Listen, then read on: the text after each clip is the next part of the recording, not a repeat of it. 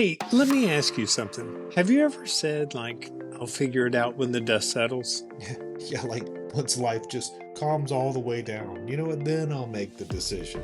Like peace has a estimated time of arrival somehow, or something, something nice and clean like that. Yeah, exactly. But that's never how it actually works, right? Never.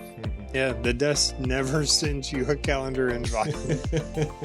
Nope. It's just like life keeps kicking up the dust, man. New stress, new change, new curveballs, and we're standing there squinting, into it, just waiting for everything to clear up before we ever take a step. And sometimes waiting for the dust to settle, it kind of becomes code for I'm scared to move. Yeah, or a lot of what I deal with is that I want to make the perfect decision. I don't want any faults in this. So, I mean, don't get me wrong, spoiler alert, that perfect decision so far hadn't existed for me.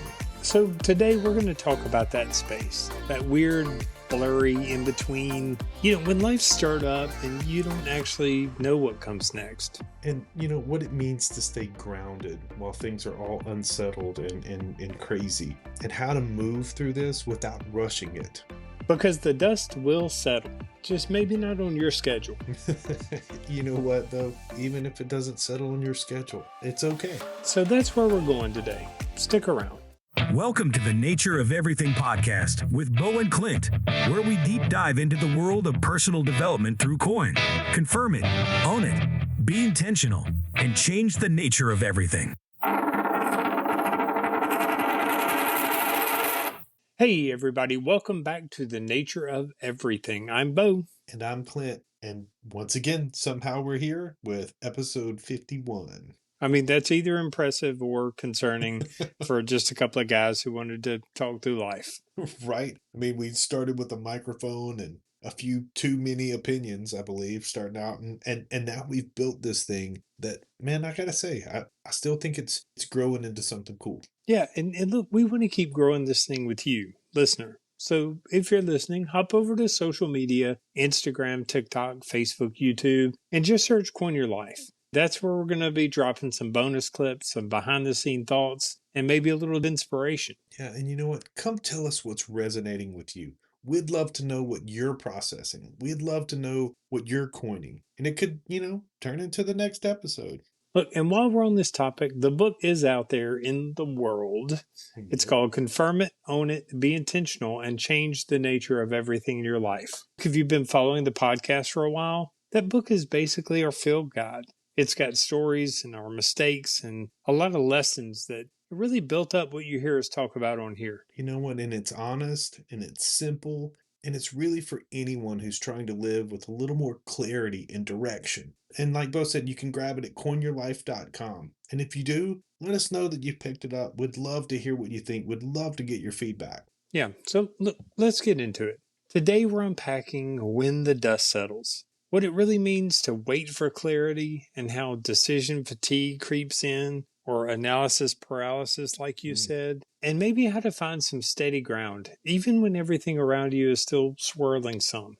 Yeah, because you know what? Realistically, waiting for peace, waiting for this ultimate peace, and participating in peace, those are actually two different things. So let's talk about this idea of when the dust settles. I mean, I think we say it a lot.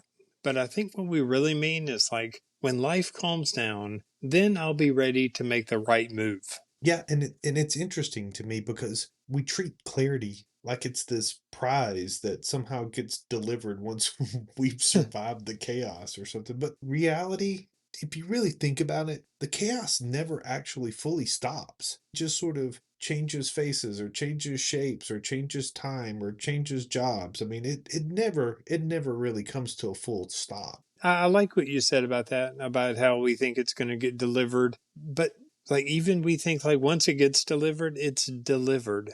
It's more like a subscription deal on Amazon. You're going to get it and then you're going to get another dose and another dose. Like you never really get it. It's like when everybody used to say like, well, once work slows down. Yeah, and tell me, like, when did work ever slow down? For me, Yeah. still hasn't, never did. It doesn't slow down.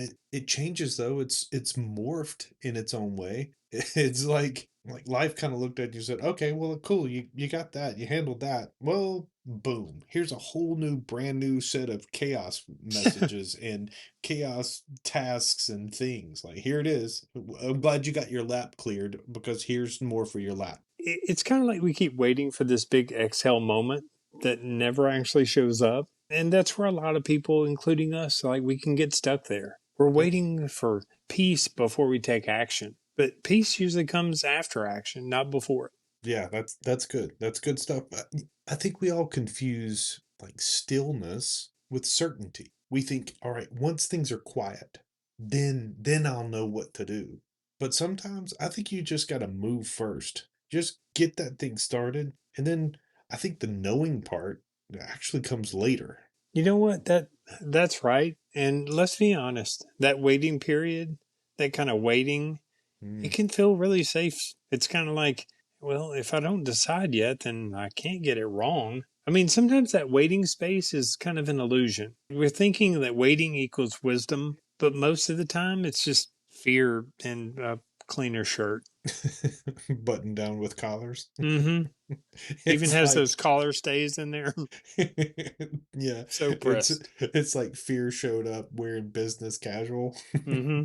You know what? But I mean, honestly, it's a fantastic view because, I do believe that indecision, it wears like a clever mask in its own way. It pretends to be patience, but realistically, it's that comfort zone. But unfortunately, there's your paralysis. You know what I think is weird? It's not that we don't know what to do. Like most of the time, deep down, we really do. We're just Yeah. not emotionally ready to commit to the consequence of doing that thing. Oh man, for sure.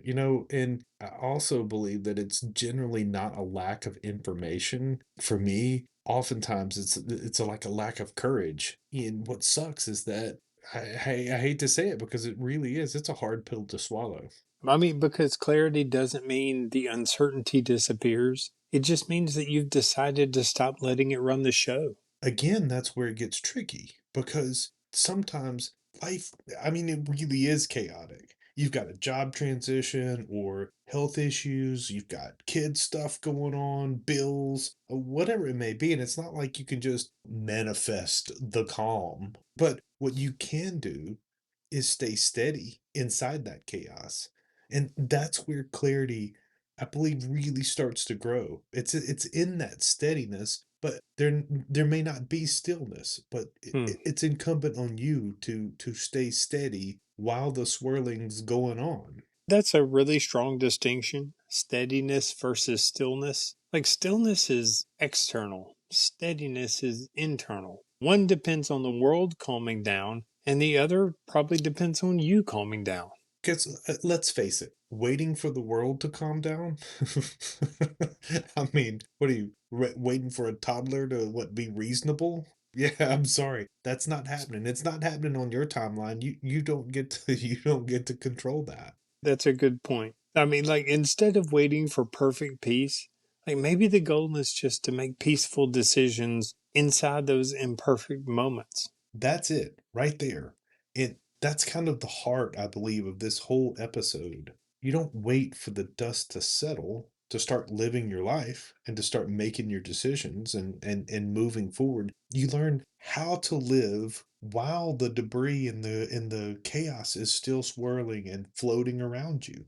You know, when you can do that, when you can stop waiting for everything to make sense, you sometimes realize that peace was never at the end of the storm. It was available the whole time. I guess in its own way, it's just quieter than the chaos around you. I do think that you have to pay attention and be aware enough of yourself to get close enough to the quiet.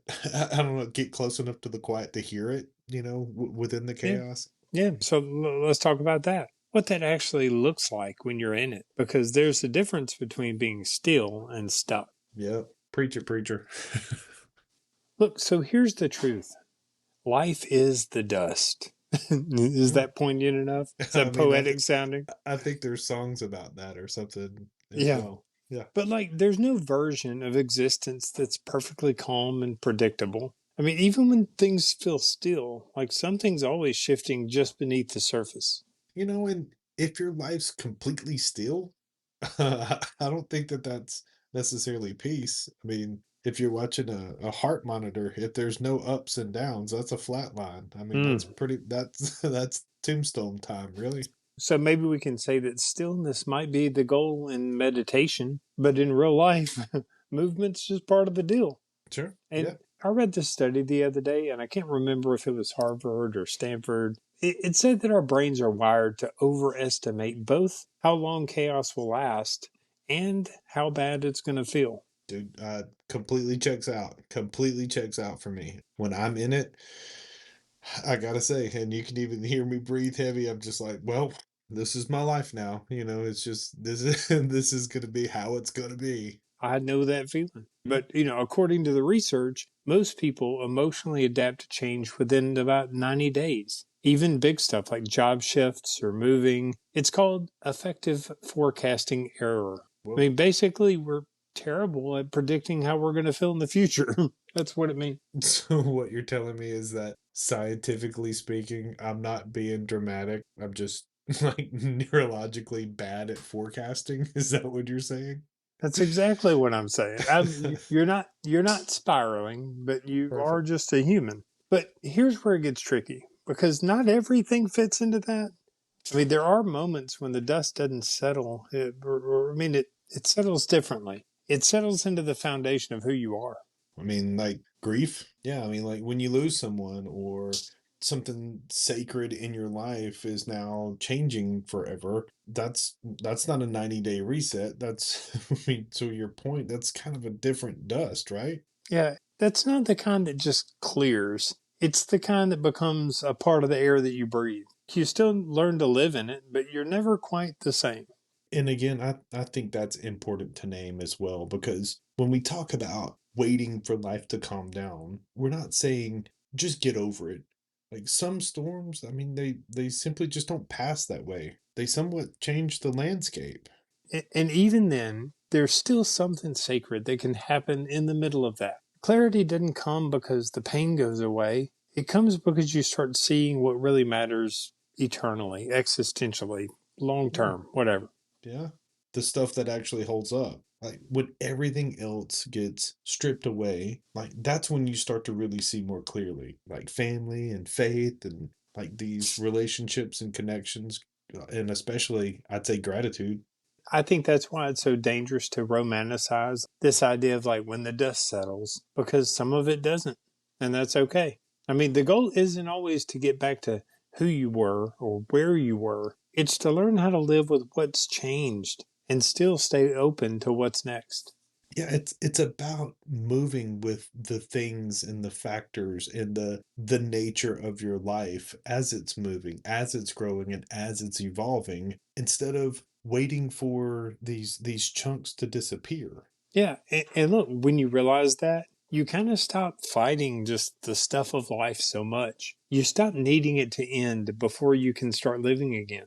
How amazing, because realistically, the truth is, life's never going to send you like the hey, we're calm now. You get this notification in your inbox saying, okay, good, everything's calm, you can move forward. It doesn't work that way. It's always going to have degrees of motion and some chaotic feel. Life is always, I mean, thank God, life is always going to have a chaotic feel to some degree. That's the good stuff. That's arguably what makes it beautiful. The storm, it's not proof that something's wrong. It's proof that you're here and you're still becoming. So maybe the goal isn't for the proverbial dust to settle. It's to see clearly, like through it and with it. So, I mean, how do we do that?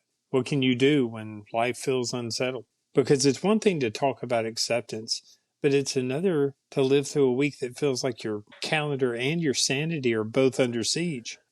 Sure, I'll practice gratitude and some deep breathing. I don't know, right after I stop screaming into my steering wheel and punching my dashboard, right? Exactly. I mean, like it's easy to talk about calm when you're not in the storm or behind the wheel in traffic, right? But I mean, when you're in it, you don't need a philosophy lesson. You need maybe some hand holding. Like maybe one of the first handholds that we put to this is like pause before we plan, before we move, before we act. When everything's spinning, for me, I know my instinct is to fix it, like fix something. Mansplain it. Yeah, I know, right? And that always works perfectly well. And the other thing is that I hate spreadsheets, but I feel like I probably need to make a spreadsheet for my emotions and my go-to thoughts immediately when something happens, when chaos, sets in. Yeah, how many tabs are in that spreadsheet of your breakdown of your anxiety? Well, but now what I'm trying to do is pause for just a second, like stop first, then take a breath and just kind of let my brain catch up to the actions of my body. Like because for me, man, if I plan from panic, man, I'm probably just I'm putting lipstick on the chaos pig. Really, I'm just kind of I'm making it prettier, but I'm not saying that I'm making it better. I mean, the pause is where you get honest. I'm sorry, did you just say confirm what's real? Yeah, I mean, we are doing it again. We can't stop. Oh, are we coining this? I think we're Hmm. coining this. Yep, yep, Yeah, yep. and look, that's literally step one. It's kind of hard to not land on that about getting honest and thinking about what's actually true. It always sneaks up on us. Like every time we think we're just kind of talking life or, just spitballing stuff, it always loops back to coin. It's not a framework that you go find. It's going to find you when you're ready to stop pretending and you're ready to get unstuck. So again, it's step one. Pause long enough to like what you said, confirm what's real.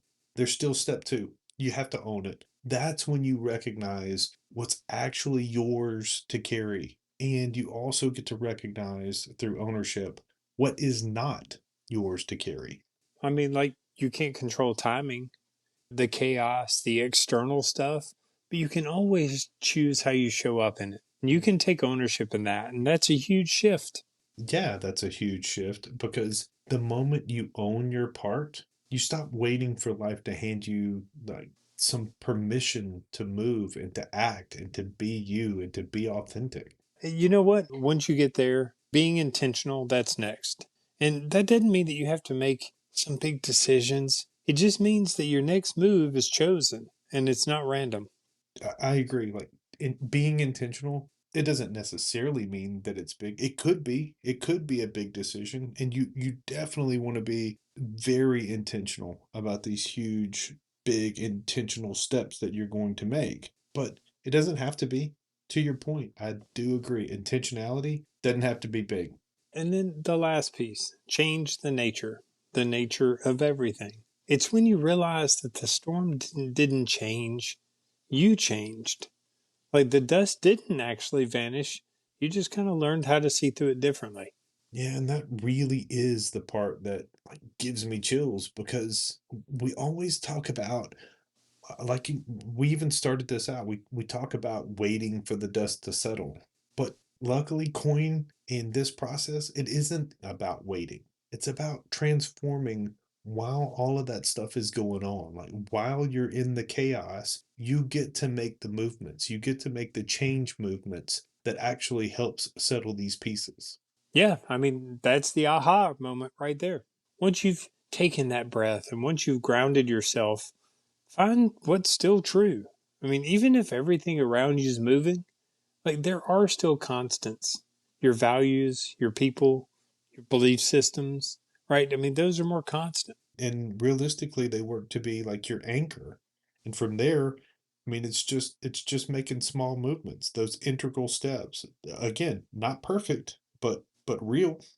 Science says doing something helps your brain switch from that survival mode into a clarity mode, and I think that's important. Yeah, Columbia University found that small intentional action triggers dopamine, and that kind of resets the system and it makes you feel less stuck. So, yeah, I mean, the next time you're spiraling, like maybe start with a walk and a bottle of water. It's like a fancy way of saying like move your body and hydrate. Right. Not everything requires a life coach, maybe. Maybe it's common sense. Sometimes we can start small, the small intentional steps. Also, a very integral piece is to stay connected, because I do feel like oftentimes isolation is where indecision starts to grow and Mm. fester and become really problematic. Oh man, that's so very true. I mean, you can't hear yourself clearly when you're just echoing off your own fear. I think it's always smart to talk to somebody, and important that they're not trying to fix you or fix the problem necessarily. Just somebody who reminds you that you're not alone. It's important to live like that in those truly chaotic moments in conjunction with somebody. Like that's your opportunity. If you're your own echo chamber and you're giving yourself all of this sort of negative feedback, then working with someone and talking this out and dealing with this as with a sounding board, that gives you that chance to pause and confirm what's actually real. You get to own what's yours, and then you get to be intentional with your next steps. And you know what? If you seriously trust that over time, that truly will change the nature of everything in your life. Yeah, and that's coin in real life as a way of really moving through the mess with more honesty, more clarity, more presence. Again, not waiting for the dust to settle, but you're learning who you are while you're becoming like all of these things while all of this stuff is going on. So even in the chaos, there can be such positivity and there can be so much growth if you're not waiting for it to get calm. Eventually, the calm will come most of the time. Mm, And yeah. sometimes maybe not even completely, or maybe not in the way that you expected, but something changes. And when it does, you kind of start to see what's left. You kind of start to see yourself. All of that stuff, it has its way of clearing out on its own. Oh, now, I do think that you realize that, some things didn't survive. They didn't make it through that storm, whatever it was. Like whether it's old, tired narratives or, expectations, old standards and stuff that you want to get rid of, like versions of yourselves. I don't know. Maybe you had plans that you thought were permanent, Mm. and some of these things didn't survive. But the reality is, on the other side of that, some things did survive. There are things that did make it through whatever these storms are. Things that you probably didn't even know were even strong enough to survive. So some of these things got laid to waste, and some of these things stayed true and stayed stalwart through the Yeah. chaos. I mean, like your faith, like your friendships, Sure. like your just ability, your ability to still find a little bit of joy in just an ordinary moment. You know what? That one gets me, because when you've been through it, real storms, real conflicts, real issues, big life things, right? Not little scheduling conflicts, not little baby things, but when Right. those big things, you come out seeing life differently, through grief and heartbreak and like big change Mm. that we're talking about. I think those have the opportunity, and often for all of the right reasons, to rearrange your priorities, to reset your standards. And I think that you start to realize that peace isn't something that you wait for. It's something that you build. It's that quiet confidence that says, hey, I don't know what's next, but I know who I am. Yeah, and that's like self-trust. I think it does come from venturing through the uncertainty and not giving up or not quitting on yourself when you're in those really uncertain, kind of rough moments. You didn't wait for life to calm down. You learn to move within it. You learn to travel through life with it, with the chaos, and process it and deal with it and grow with it. And I think that that's the real shift. You don't come out of the dust saying, like, finally it's over, Mm, because mhm. it's not over. You come out saying, hey, I'm different now. I see clearer and I actually know what matters. I would say that that's the part that feels like sacred, because once you've seen what holds up, like your family and love and your purpose and your standards and your authenticity and your faith, like those things, you don't chase the noise like you used to. You get to leave that, and those are the things that, like, the big things survive, but the noise. Maybe the noise gets left in the past, and you start choosing differently. And the way you said, that kind of feels sacred. To me, that's like when you collect a coin. You gained some kind of little wisdom, and you can put it in your pocket and you have it forever. And you get to remember that you're capable. You start to choose to not perform, to not pretend. You can look down at your hand and see the coin that you've received, and you can say like, hey, I get it. And then maybe you start to pay attention to the people in front of you, and you stop worrying about impressing people. And you let all those small moments, like you let them matter. It's actually kind of crazy how these big moments, these like life storms or whatever, they shrink your ego, but the overall outcome and on the other side, it expands your gratitude. It gives you that ability to change your perspective. And like you said, let those small moments matter again and just be grateful for what you do have. You know what? And I mean, that's my hope for anyone who's listening, that whatever you're walking through right now, like you'll find that steadiness inside yourself. You don't have to force clarity. Sometimes you can sit in the foggy room. You just have to stay present long enough to kind of see what happens when that dust settles. Yeah, and you know what? When the dust does finally settle, I hope you're proud. I hope you're proud of yourself, and I hope you're proud of who's standing there when that dust settles. That's really awesome.